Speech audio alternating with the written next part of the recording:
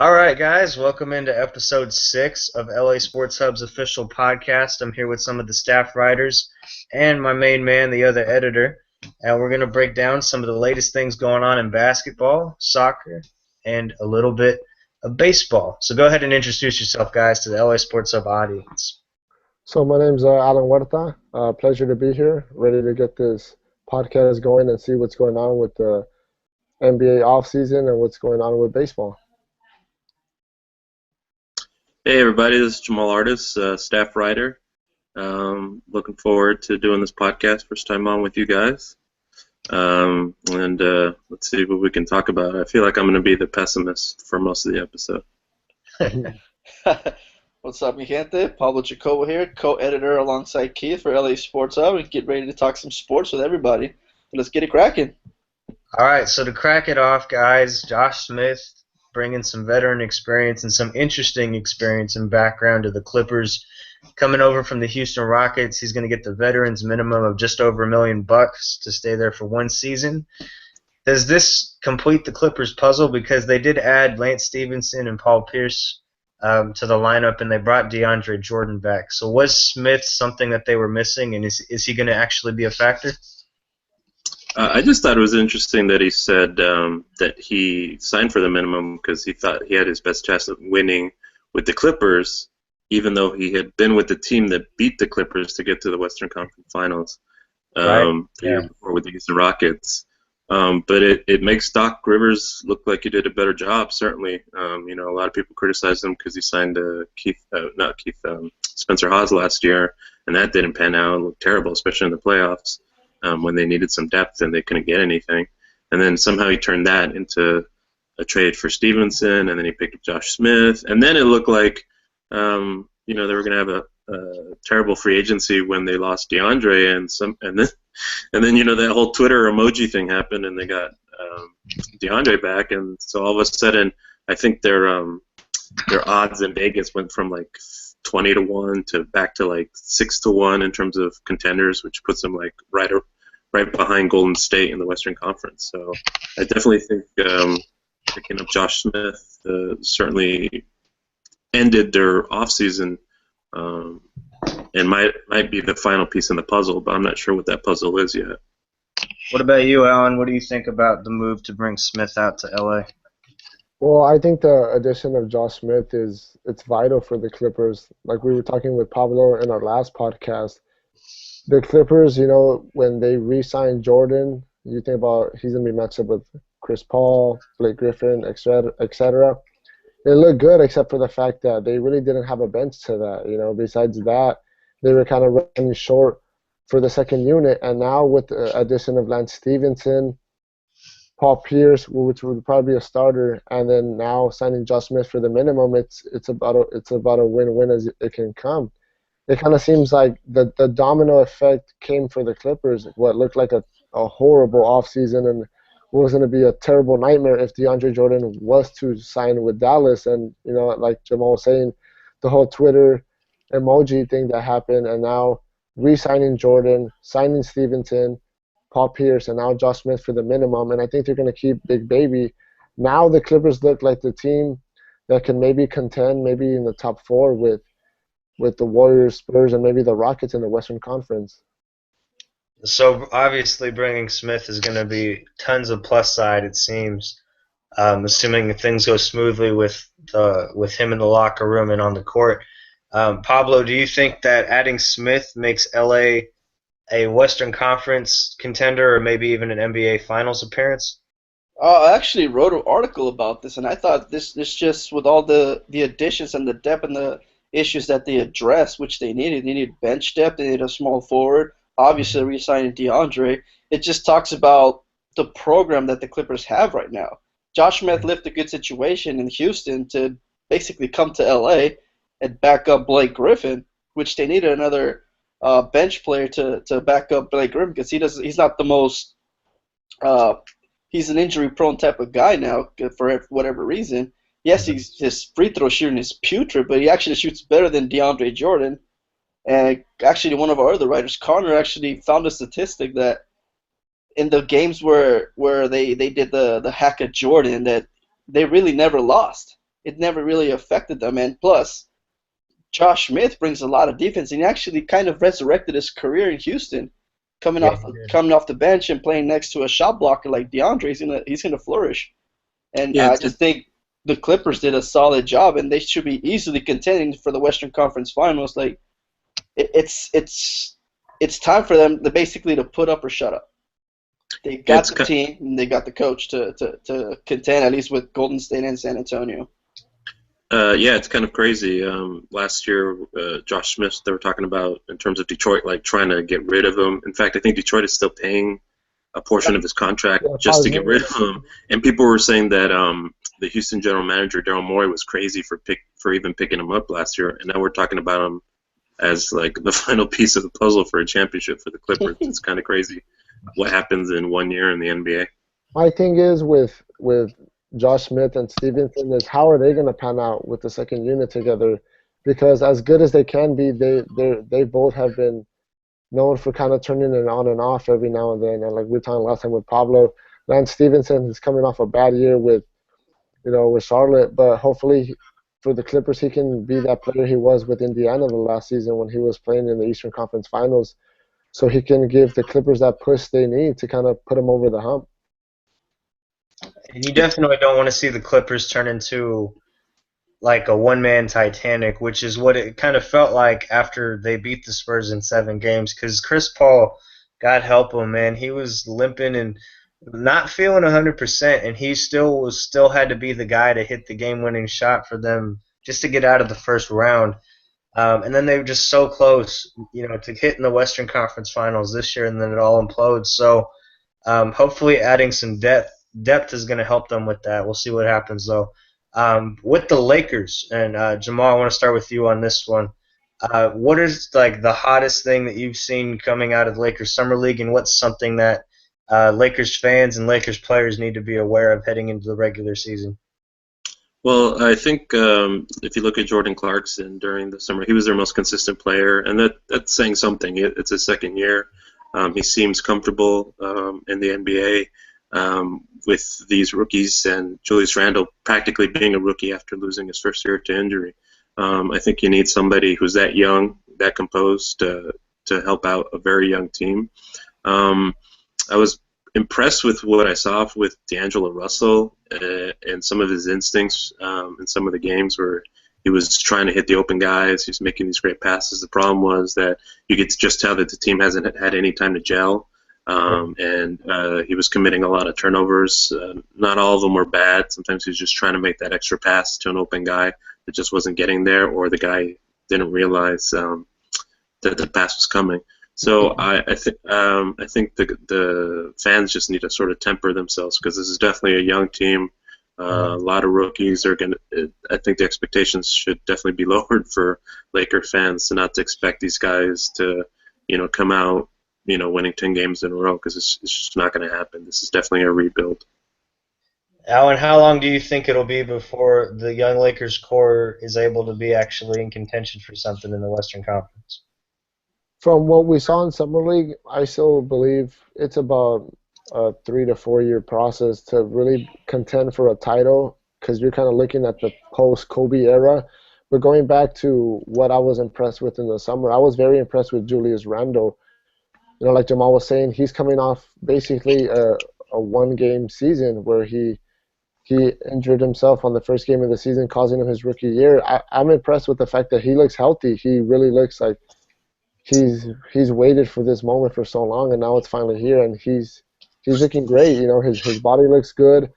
His size is such a factor, as you saw the last 2-3 games especially. He's kind of in that 15 to 18 foot area, and he's just 2-3 dribbles putting his body to the middle, and no one could really stop him. He's just too big, too quick, and he started hitting that 15 to 17 footer, and I think if he can consistently hit that for the Lakers this season and moving on towards the future, he can be a great player in this league. Good insight on that. And Pablo, with the Lakers, Byron Scott said, I don't know why he said this out loud, but he made it clear that D'Angelo Russell is no Magic Johnson, and I think that's a bit of a rush for a comparison, and it goes right into what you guys are saying with having too high of an expectation for these guys. Is Byron Scott really in a position to be criticizing his players like that? I mean, he seems like he'd be kind of on the hot seat coming into 2016, no? I mean, I don't think it was just a blatant criticism. I think it's just not to put too much pressure on D'Angelo Russell since he is the number 2 pick. So as fans, we expect the number 2 pick to be ready, be a superstar type of athlete. And he's shown glimpses of the potential that he has. He has great court vision. He utilizes his screens well. And like I say, all the turnovers that he had just because he was trying to make a play. That's Yeah. what he was known for in Ohio at Ohio State. And that's what made him the number 2 pick for the Lakers, especially since just the league is just changing into a guard-driven league. And now the Lakers have 2 potential, I don't want to call them stars yet, but the potential is there for him to have a stellar backcourt for the future. And the key to the Lakers and just fans overall is just patience with these kids. Let them learn the system. They've only been together for about a week and a half maybe, Yeah. and we're all trying to get accustomed to a new system. But I just see Byron Scott just saying that to D'Angelo Russell just as simply as motivation for him. Like don't put too much pressure on you. Play your game and let the game come to you, and everything's gonna click for them. Hopefully it starts clicking. Jamal, and then Alan, I want to get your take on this. Do you think that the Lakers, after what you've seen in Summer League, did they make the right move taking Russell over a guy like Porzingis or even Jahlil Okafor from what you've seen? I think so. I think what I think the Lakers are doing, and it's incremental because there's also questions about the whole analytics too, is they're doing what Golden State's done, they're doing what Houston's done, they're doing what San Antonio's done, and basically what you got is you have a ball-dominant player, that's D'Angelo Russell. They're trying to right now. Kobe's pretty much their wing player, but obviously they've got guys like Nick Young and Lou Williams on the second unit are supposed to be the wing player, and then they have Hibbert on the interior, and Randall also to help out in the interior. So basically, it's a ball dominant player. Guys like Clarkson and Randall. You got wing players, and you got rim protectors. And I think that's what you're seeing it throughout the league. I think that's why the Clippers have DeAndre. They got a ball dominant player, Chris Paul. They got a wing player like Blake Griffin. And so I think the Lakers are just catching up with everybody else, and that's why they made the moves that they made. So I think getting Russell is sort of that first step. So for them to succeed and have some success similarly to the teams like the Warriors, the Rockets, and the other teams in the Western Conference. What about you, Alan? What do you think about Russell so far? Was he the right move? So adding to what Jamal was saying, I actually do still think that D'Angelo Russell was the right move for the Lakers if we really look at the Western Conference and just specifically in the Pacific Division. Now the Kings have Rajon Rondo. There's still Steph Curry with the Warriors, Chris Paul. On the Clippers, all point guards that can play, on both ends of the floor. And the Lakers, although the history says they've really drafted big men, they've never really gone for guards early in the first round. It's the era of the NBA is changing now. It's a guard-driven league, whether Laker fans want to admit it or not. And D'Angelo Russell, although he did struggle with turnovers quite a bit in the summer league, like Pablo was saying, sometimes he's just trying to make a play. He hasn't had a lot of time to kind of gel with these players, but we did see a good glimpse of him. He's coming off the high pick and rolls very well. He's making the right play for players on the wings, and he's showing us he can score. He can hit that mid-range jump shot. He can attack the middle, and he's showing potential on why he was taken number 2. And I want to add, like you were saying, on why he was chosen instead of Porzingis or Jahlil Okafor. One of the big things the Lakers need is defense. And if you look at Jahlil Okafor and Porzingis, they're not really rim protectors for being big men. And I think the Lakers were in the bottom 3 in transition defense. That's something that really needs to improve. And adding Jahlil Okafor would have been nice, but at the end of the day, if you really think about it, like analytics-wise, he really doesn't protect the paint like we need. So we would just be getting a center that can play on offense but not on the other end. And in the Western Conference, every team can put up buckets. So we really need to get better defensively. And now with this Lakers young core, I'm just hoping now they can kind of fit the pieces in together and kind of start to mold in training camp, not only offensively but defensively as well, because they'll need it. What about Roy Hibbert? Starting with Pablo, last big Lakers question. Throwing Roy Hibbert in the mix, like Alan was saying, hopefully, you would hope that it's going to help the Lakers defensively, but is Hibbert going to be able to get out of the hiccup that he experienced in Indiana, especially down the road if LA makes the playoffs with him on the roster? I mean, Hibbert was an excellent pickup given how bad the offseason was for the Lakers. They needed a rim protector. They wanted a big man, and I think they got the right big man given the circumstances. They weren't going to get DeAndre Jordan. He wasn't going to leave the Clippers. I don't know why he flirted with Dallas in the first place, but it took him a while for him to realize that the Clippers was his best option. Same for Hibbert. We can't expect much from Hibbert, but just what he specializes in is blocking shots and rebounding the basketball is what the Lakers need. And you don't need a ball-dominant forward like LaMarcus Aldridge like everyone was clamoring for, simply because that would have cut into Julius Randle's time and it would have hindered his growth. In this case with Hibbert, once he mans the center position, it's going to give the opportunity for Randle to get the ball inside and work his magic. You know, he showed the first quick step, burst of speed, the power, and he missed a lot of chippy shots. Let's just be honest. He had the moves, great moves. He got open shots, and he just missed layups. Those are going to come with time, and as he gets more accustomed and learn the system and just gets to flow into the rhythm of the game. And still, Hibbert, it's like basically a one-year rental. Yeah. His contract comes up off the books, so it doesn't even damage their cap for the 2016 season when Kevin Durant comes out. I think Mike Conley's going to be out there, and other countless free agents, and I think it's a great move for him. Plus, the additions of Bass and Lou Williams are going to help to basically mentor the young pupils that they have right now. Next season or next off season, do you guys see them making any big moves with people like Durant and Conley and a couple others that are going to be on the block? I don't. You don't think I don't. I don't think so. Because it's going to be the same thing. I mean, unless these kids prove that they're gamers, I don't see how. Because it's going to be the same thing. Because the questions are, well, why would a top free agent come to the Lakers if it's just him and a bunch of kids? Because next year Kobe's coming off the books, and I don't think the Lakers would re-sign him even if he were decided to play a 21st season. So I don't. I just think they need to just jump in. To the whole rebuilding process. Fans are just going to have to suck it up. No more of this. We got to bring in somebody high priced to attract the fans. They're just going to have a plan and stick with it. Yeah. What about you, Alan? Do you agree? Do you think that they're going to stick with the build-up, or you think they're going to try and bring a big name? Yeah, I have to agree with Jamal. It's just the NBA has changed, and now big market teams like the Lakers, like the Knicks, they're striking out with big free agents. It just seems like nowadays, well, every year now, every NBA team has a high salary cap. And now you're seeing players like, for example, Greg Monroe. He chose to move to play for Milwaukee instead of the Lakers and the Knicks because that's where he has a chance to win and a chance to really grow as a player.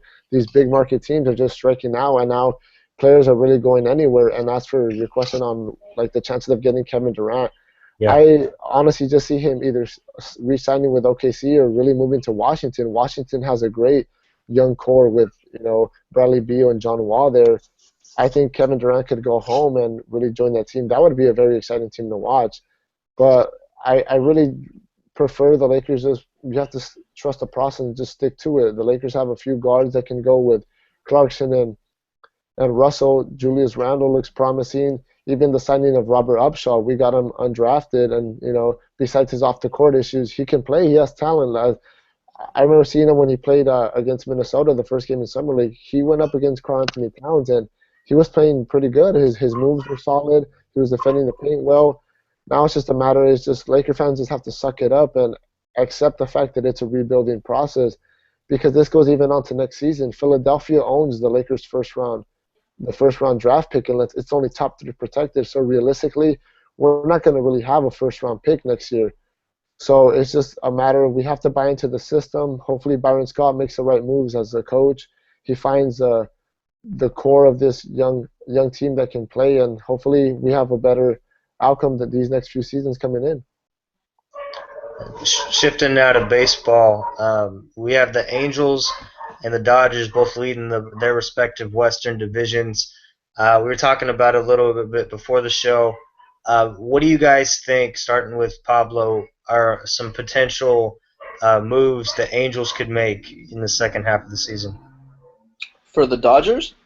For the Angels. Oh, for the Angels, rumors point that they need a bat. They need a left fielder. They need a bat to complement Mike Trout and Albert Pujols, because basically that's all they have in the American League that's known for power.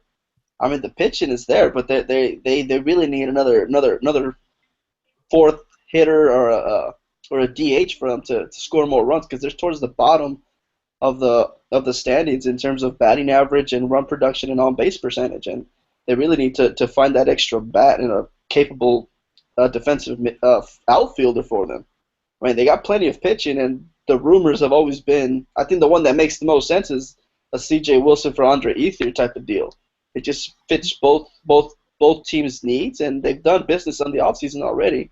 So I think they could revisit that. I don't know if it's going to happen, but that's something the Angels are going to be looking for, is an outfield help. What about you guys? Do you think, Jamal or Alan, do you think that the Dodgers are going to make any surprising moves heading into this part of the season? I don't know. Everyone's always asking for Urias, Corey Seager, the shortstop in the minors, and I forget the other pitching prospect that they have that they're always asking for. And it seems to me like they don't want to get. Caston doesn't want to get rid of these guys. Neither do the new guys in the front office. So it might be something like what Pablo said. Andre Ethier for like a C.J. Wilson or something like that, because they do need another pitcher. I mean, if you look at Greinke and Kershaw, I think they've given up one run in the last 39 innings combined between the two of them. And they're looking really dominant, but then after that, it's sort of the bottom falls out with all the injuries and not really finding a back end rotation guy. So I know Cincinnati has Cueto, Arnoldus Chapman, guys like that, and Chris Leak. But if the Dodgers want a guy like that, they're going to have to give up one of those prospects, and it doesn't seem like they want to. They're willing to bite the bullet on that. So it might just be something like trading one of those extra outfielders. Maybe, if not Ether, maybe Van Slyke, who's shown he can hit and hit with power as a corner outfielder. And Alan, both teams, like we said, weren't there in first place. The Angels had to play a little bit of catch-up with the Astros, and the Dodgers really have been trying to flirt with the Giants for that whole lead the entire season. Which team do you think is in a better position heading into playoff time in the next couple months? I think the Dodgers are just right now. I think if you just add maybe a starting pitcher, and their bullpen gets a little more settled in and people get healthy, I think they have a better shot. They've been in the playoffs the past few seasons, and they've looked promising. Greinke and Kershaw. I mean, besides Kershaw's playoff woes, they look like they can contend for a championship. But the thing is, at the end, pitching matters that much, especially in the National League. And with Ryu being out all season, you're looking at just a Kershaw, Greinke, and then you don't know who your third, fourth, starting pitchers. I remember last postseason, the Dodgers were running a 3-man rotation, and it caught up to them. Kershaw just couldn't pitch that much, for so long. And with the lack of a bullpen, Mattingly really didn't have anybody to go to. You needed Kershaw, Greinke to go those 7, even 8 innings because you didn't trust anyone. As for the Angels, I see them winning their division easily. I think Houston, they've lost 6 in a row right heading into the All-Star break. I don't know what they've won yesterday or today. They did. But okay. But I still think that the Angels will win the West easily. But then again, they've struggled in the playoffs. Just getting there. I remember last season they were the best team. They had the best record in baseball, and they didn't even get a win against the Royals. So I think the Dodgers have a higher chance. They really need a pitcher, and it's just like Pablo and Jamal were saying. What are you going to give up for it? You have to give up someone. They have the money to sign Cueto or maybe Cole Hamels from Philadelphia, who they've been rumored for I think like 2 seasons now. It's just a matter of what you want to give up. And for the Dodgers, I really think they might have to let go of one of those prospects because they have a chance. You know, they have the hitters, and they have two great pitchers, especially with Greinke. He's coming off. He might even win the Cy Young this season, and I think that's great for him because he has a opt out at the end of the season. So he's gonna have a great decision on whether he wants to stay in LA or not, or get paid somewhere else. But I think the time is now for the Dodgers. I've been saying that for maybe like 2-3 seasons now, and it's just a matter. I think they're 1-2 pieces away, and I think it really comes down to pitching for the Dodgers. We'll see how that all plays out. I'm very interested to see how the Dodgers perform this time around in the playoffs. That's what I'm most worried about, is them running into a team like St. Louis, because the Cardinals have been the reason the Dodgers season has ended in October or late September. But that's why pitching is so crucial for the Dodgers this season. They need that extra arm simply because they struggle against these teams. I mean, they're 8-17 against teams with a winning percentage, and Ken Rosenthal rated the Dodgers farm system as one of the third deepest in all of baseball. Yeah. And they just simply, this season in the international market, they signed 8 top right prospects in the international markets, which makes them even deeper. And I think they can pull off a deal, which John Heyman put out a report that Philadelphia is actually kind of thinking about lowering the price, and it's already sent scouts to the Dodgers farm system to see who else they can get, because the Dodgers are absolutely not giving up Urias or Corey Seager, or not even Jock Peterson. None of those are going to go off. Yeah. So I think they can pull off a deal, because those are the two rumored targets. Cueto is going to be a 1-year rental type of player, and as Alan alluded to, Greinke can opt out, so they need a Hamels type deal, because he'll be controlled for 3 more years. They have to do something, because the Cardinals, even with the injuries they've had, they're still doing it every season. They're putting up the wins again, and they're a very strong team. And even the Giants are that team. Although they're in second place, they've dominated the Dodgers this season. And I think that the Dodgers really, they've played well against the Nationals. Like, they beat them today in the second game of the doubleheader. But it's a measuring stick every time you play those teams. It doesn't. You beat those easy teams that are under 500. But how do you do against the Cardinals, the Giants, the team that have really made us, struggle in the postseason, because those are the teams that you're going to end up playing in the postseason. Yeah. I think the Dodgers, one advantage they have is they're playing in the West. I know they're getting a break right now. I don't think they play anybody in the West again until late August, and the West isn't that good. I don't think the Giants. I mean, it's an odd year, so I don't know if the Giants aren't going to make the playoffs.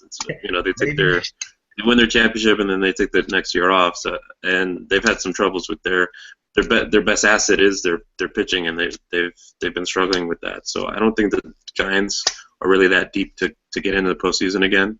So I'm not too worried about them, even if we go 0 for 12 against them, or 0 for 15, however many games we play them this year. The Giants won the World Series being a wild card last year. They've won 3 of the last 5 World Series. Don't count out the Giants just yet. And that's what I mean, like with the Dodgers, like even though they do play in a division in the NL West that isn't that great, look at the Central. You have the Cardinals with the Pirates but right behind them, and even the Cubs are trying to make some noise. The Cubs are young and good right now. Yeah, so that may, it may even help the Cardinals out, because at the end of the day, do those teams ready you for the postseason, for a push to October? If it doesn't really make sense if you're beating these teams easily, but when it comes to playing those teams that matter, we struggle. So I just hope the Dodgers, they find a way to kind of finally push through, because it's been 27 seasons, I think, since their last World Series. And here in LA, you go to the games and the fans are desperate, the team is desperate. Vince Scully is desperate. So. They haven't won since I was in the 3rd grade, and that was a long time ago. I wasn't even born yet. I just have to watch reruns. Oh, great. Now I feel old. Alan wasn't even born yet. I was born. Oh. Wasn't a baseball fan, but. Did you watch any of those games, Jamal? Yeah, I do. I remember. I'll tell you where I was for the Kirk Gibson home run. We were at Barragan's on Sunset Boulevard, which isn't even open anymore, unfortunately. It closed last year. It's one of those old Mexican restaurants that had been in the Echo Park area for since the 20s, I think. And we were sitting having a dinner. It was a Saturday night dinner. And there was a commotion in the bar, and my dad got up to see what was going on. and he poked his head in there, and yeah, Kirk Gibson had hit the home run. I think we were recording the game, and you know, the bar went crazy. Everybody started cheering. Everybody started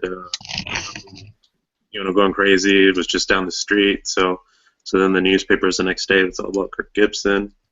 And then I do remember the clincher watching it on TV, and and Hershiser getting that last strikeout. I remember the parade. It was October, so I was in track school, so I was off. So I remember watching the whole parade and watching Uncle Tommy shake his butt up over there by City Hall. So I have all those memories. It'd be nice. I think LA deserves a championship, especially after we went through all that whole McCourt stuff, and it's been so long. I think it's time, but I don't know. We'll see. I mean, the other teams, teams like the Cubs and the Nationals and even the Cardinals or even the Pirates that have a better record than the Dodgers, they might be looking to get guys like Cueto too. And it's not just about us. The Dodgers have a lot of depth and a lot of money to do it, but other teams might be more willing to try to win now, because I really think the Dodgers' plan is to contend for a long time, not just win it now and then see what happens. Yeah, I think it'd be good to have a new generation of fans that have gotten that experience of championship fever, because that's what happened with the LA Kings for so long. They were flirting with actually winning a cup, and then they win two in the past couple of years, and like LA just went nuts and had this new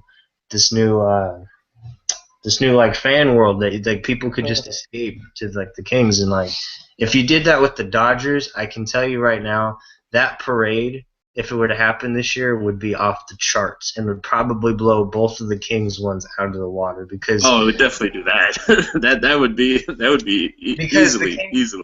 The Kings had 2 years between championships, because before they hadn't won one. You have the Dodgers that won one, and it's been that long since the next one. So it's almost 30 years, right, since the last time. Yeah, almost 3 decades. And hopefully Kershaw can erase those playoff struggles. Like he desperately needs that. He's Cy Young's MVPs now, and now it's just a matter you have to do it when it matters. Because like a lot of people have compared him to Peyton Manning. Maybe one of the best regular season performers, but then when it comes time to shine against these great teams, he just can't get over the hump. I just want to see Puig raise the title. You see that? Get him, Puig, 66. Just raise it, Pimpin.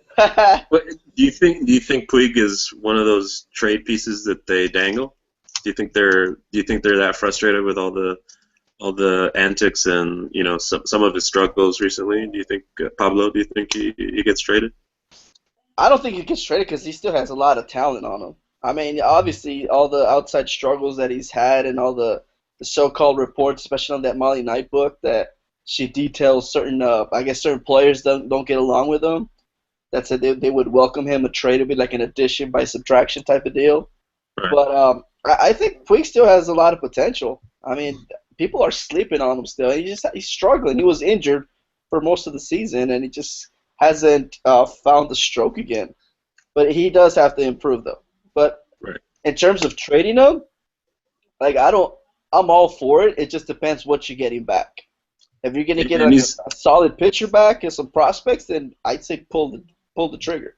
I think it's all about winning right now. That's the point. I think it's too soon, though, don't you think? I mean, although he has been struggling, he has been hurt on his defense, and just like you said, he has a lot of talent. And I think just pulling the trigger on a very young player might be a bit too soon, because especially in baseball with the 162 game season, it's a long season. Every player struggles. Every player goes through it. And it's just a matter of breaking out when it matters, hopefully. And hopefully he starts playing better this second half and can help the Dodgers this second half of the season to make a push for October. I mean, he drove in 2 runs today, so that was his problem. Because he was like hitting like 100 with runners in scoring position. Yeah, I think he's hitting over 300 still since he got off the DL, but he had such a terrible time at the beginning of the season, which he might have been already playing hurt, because I know he had hamstring issues in spring training, and then they popped up again. That's what put him on the DL. Yeah, they pushed him to I think 6th in the orders to kind of switch it up a bit for him, and it's starting to look a little better for him. So hopefully. Yeah, I mean, I guess for a player of his talent, his contract's pretty good. I mean, he only makes $6 million a year, so it's compared especially to some other players. especially baseball. Yeah, and he's locked in. I mean, it's a 7-year contract, so it's only He's making year like $6 3. million, right? Yeah, and it's only year 3, so it's I mean, it's not a like bargain for what Puig like those perennial 5-tool players don't grow on trees. Right. That's what Puig is. He just has to bring it all full circle and just get it cracking once again when he first burst into the scene. Because he's falling back into his bad habit in the beginning of swinging at every first pitch he sees. That's his problem. He needs to be just a little bit more patient at the plate. Yeah, but the one thing I have to add with Puig, when he came to the Dodgers a few years ago, he kind of brought that excitement back to Los Angeles because for a while the Dodgers were struggling before him to sell seats, to make the playoffs, and he kind of brought an excitement back to Los Angeles for fans to see, to get in the stands, and also some hope for the future. And we see a rejuvenated Andre Ethier who's coming back after struggling the past few years, and Jock Peterson who's making the Dodgers front office look great after trading Matt Kemp. And I think he will turn it around. So I guess we'll just have to wait and see. I think that Dodgers Nation, thankfully, they've also had a lot of hope and things to look forward to, in terms of next season and beyond with Jock Peterson. And I feel like Peterson has brought more, I guess, he's walked more of the walk instead of doing a lot of the talk, because he's not so caught up in the LA scene or not so caught up with like going from a nobody like that as some people knew about to now everybody loves you in Dodgers uniform. He's kind of just slowly made that progression. But what's your guys' take on Peterson versus Puig? Who do you think made the better run into the majors? Well, Jock Peterson has his strikeout rate is very high. He has a tremendous talent, but his batting average isn't that far off from Puig. I think Puig still is heading for a better percentage. Just because Peterson actually is the same way as Puig. He swings at everything. It's just because he has 20 home runs, his flaws are just being masked. And just everyone loves him because he knows he's just knocking everything out the park. During the home run derby, he knocked, 39 home runs? Which is unheard of. He has such an awkward swing, but whatever reason, that kid has power. He has so much defensive potential, and he's just displaying it. And it's just credit to the front office for not trading him in any pieces. And what's scary is that Corey Seager's projected to be even better than Jock Peterson. So I think that future is bright, and I think they found another gem in Jock Peterson. Yeah, and go ahead. Go ahead, Alan. Oh, yeah, I was just going to add, with Puig and Peterson, the good thing for the Dodgers, they're both very young players. That kind of seems to be a habit with these young power hitters that they have a tendency of just swinging for everything, swinging for the fences. I know that's happened with Puig a lot. You kind of see him when he swings, it kind of looks like he's hurting his back the way he's swinging so hard. But I think over time, if the batting coach keeps helping Puig and Peterson, I think the swing to miss ratio will drop, and hopefully the batting averages will improve for both of them. I think Peterson, his defense, I think, is even better than Puig's was. He just looks more naturally fit out in center field than Puig did when he made the switch over to center field, or even when he was playing right field. I just think that Puig just has so much raw potential still. Puig actually was a better hitter than Peterson has shown, even though he did strike out a lot. And then Peterson actually has shown that he can walk a lot. It's either walk, strikeout, or home run for Peterson in the beginning of the season. So I see Peterson, he seems to have a lot more poise than Puig. Puig is in his third year, and he's still getting frustrated sometimes, or at least he was at the beginning of the season. Frustrated with some of his at-bats, whereas Peterson, if he strikes out, then he might get a walk or a home run the next two at-bats. So he has the mental makeup to handle the adversity as a batter. But his defense is just great. Today he made a great sliding catch in the beginning of the second game against the Nationals. He's some games where he's won the game, even though he's stuck out like 3 times. He's won the game for the Dodgers on the defensive side, where they've And especially, and that helps because the Dodgers have struggled at times when they're not hitting home runs to score. So if you got a center fielder who can catch everything and prevent runs from scoring, it's a real help. So I think Peterson has the mental makeup that Puig doesn't have, that I wish Puig did have. But I still think that Puig just has so much more raw potential with the speed, the bat, the average, and the arm that Peterson doesn't have. People seem to forget that Jock Peterson had time to marinate in the minor leagues. Puig was there for like maybe 6 months tops, and he had to learn in the big leagues because they called him up very early, and then he just burst onto the scene and started swinging at everything.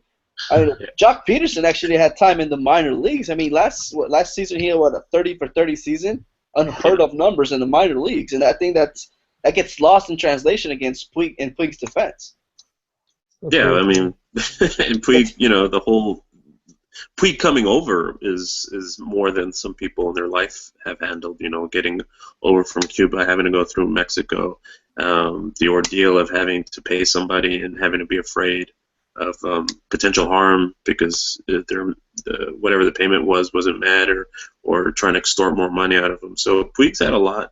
And we forget about that. Puig's had to handle a lot in life, whereas Peterson is just, it's just a regular baseball story, just a good kid coming up through the minors. And so I think that's where some of the differences is the mental makeup. But we'll see. Let's see if Puig sort of starts to put it together some more. I know, Pablo's probably wearing 66. All day, baby, all day. There's a parade on Fig or Broadway. I'm wearing this exact shirt right here. It's all faded and everything, but Vince Scully says "Viva Puig." I'm just saying.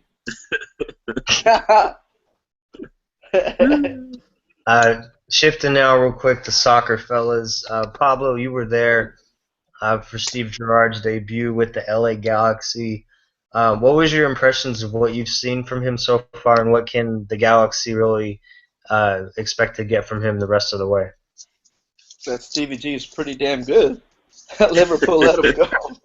Surprised Liverpool let him go, but he had his debut in the MLS in the home stadium at the StubHub Center, and he had quite a debut. He scored, he assisted, and he created a couple chances. He hit one off the crossbar, and he should have had a second goal, but I guess the ref decided to call a penalty kick instead. I think they should have credited him with the second goal via the advantage rule.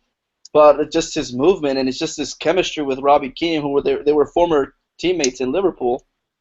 It just looked like they knew every position they were going to be in. Like they were synonymous. That chemistry is going to pay dividends for the Galaxy going on, and it's just the level of impact and the players that the MLS is attracting.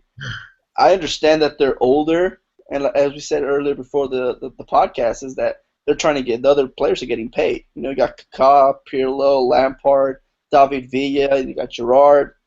Jovinko from Toronto. Yeah, Jovinko, but Jovinko's also like Giovanni Dos Santos, who the Galaxy just signed. They're both 26 years old. I mean, if they kind of start attracting young potential stars into the MLS, it's just going to continue to expand. I mean, the MLS is growing in quality and talent and just the fan base in general, just given the popularity of soccer, and it's great for the U.S. soccer. What do you have to add, Alan? Anything? Well, just, here in Los Angeles for rooting for the Galaxy, it's just exciting, like Pablo was saying, the new talent that's coming in. We saw David Beckham was, I think, the first actual big signed player that came with the Galaxy. Then it was followed by Landon Donovan, which, now the Galaxy have 5 titles, which is very great for not just the Galaxy, I think just for the league in general. And now the talent's there, like Pablo was saying, and now I think especially with the U.S. men's national team run last year, it was exciting to watch. We saw a lot of people that may have not been interested in soccer before. Now it's starting to become popular to watch soccer, and hopefully for the U.S. soccer national team, the MLS can expand and get better, not just create talent, but also fans as well. Anything to add, Jamal? Yeah, I was going to say, well, I'm a huge Gerrard fan. I'm a huge Liverpool fan, so I'm just glad I don't have to wake up at 5 in the morning anymore to watch him play.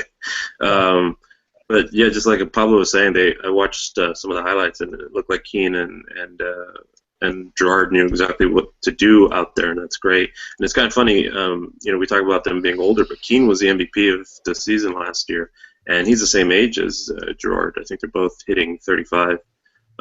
So if Keane can show that level of talent, and he's continued to produce even this year, then I think it's great for the team with Gerard probably being able to adapt. Even after, and he didn't play a lot at Liverpool this last year. He was kept on the bench a lot because he is older, and his assignment is different. In Liverpool he's more defensive midfielder, and Galaxy looks like they're using him up a little more in his regular position on the offensive side of the midfield. So I think it's great. I agree with what Alan said. I think you're going to start to see now where fans are really into the World Cup. With the U.S. national team, men and women. But instead of dropping off, they're staying with watching the games. It's fans in like Seattle and Portland are selling out huge. The fans in Seattle always sell out, and they're playing in the same stadium as the Seattle Seahawks. So it's pretty big when you can say that the league has a fan base that can fill up a stadium. I think they average about 45,000 for a league game. And it's just within the league. It's not like like where you had the Galaxy playing Real Madrid and they had to put in the Rose Bowl or something like that. So I'm really excited to see Stevie G on the Galaxy. If not, just to wear my Liverpool red number 8 jersey when I go to a Galaxy game. Represent. Right on. I'm a Man U guy, man. Man U, Barcelona all day. Go Reds. Go Reds. The Red Devils? Absolutely. No, never walk alone. Go Reds. Hey, well, it looks like there's a lot to look forward to in LA with the Clippers, Lakers, Dodgers, Angels, and even the Galaxy. Just what they're all bringing to the table. So thank you guys for hopping on the podcast tonight. And we'll see you guys at the next episode. Thanks. It was fun. All right. Take care. Later, guys. Bye.